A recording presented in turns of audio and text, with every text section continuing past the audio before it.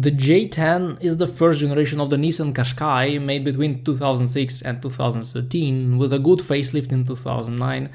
This vehicle became Nissan's bestseller in the UK and Europe. People loved it for its simple but cute design, practical interior, very comfortable ride, and also relatively affordable price. But the vehicle came with a pinch of salt, of course. So if you're going to buy a used Qashqai or own one, there are several things you should keep in mind. First of all, the dreaded CVT is the biggest problem. Unless you get a manual Qashqai or the 2-liter diesel version, you will get the CVT. This is the J10 CVT, and it lasts on average 100,000 miles before you have to invest several thousand euros in it or even replace the transmission. Unfortunately, this is the price you pay for comfortable driving and great fuel consumption.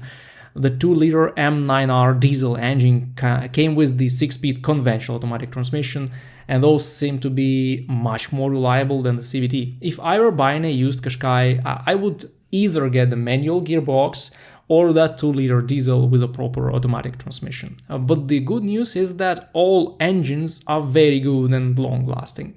There is nothing much I can say about the powertrain options, but the CVT issues. When it comes to the body, the first generation Qashqai vehicles were made in Great Britain and their bodies were galvanized. So unless your Qashqai has been in a bad accident with body panels damaged and repainted, it will not show rust for ages.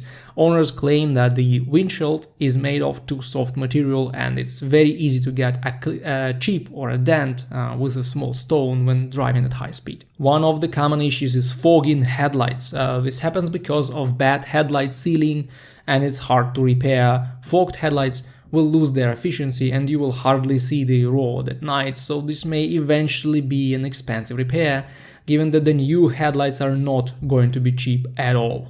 The interior looks great for the cars of that generation, but the quality of materials is not perfect. After about 150,000 miles, the interior looks quite shabby, the painted plastic has serious defects and the fabric on the seats doesn't look very fresh.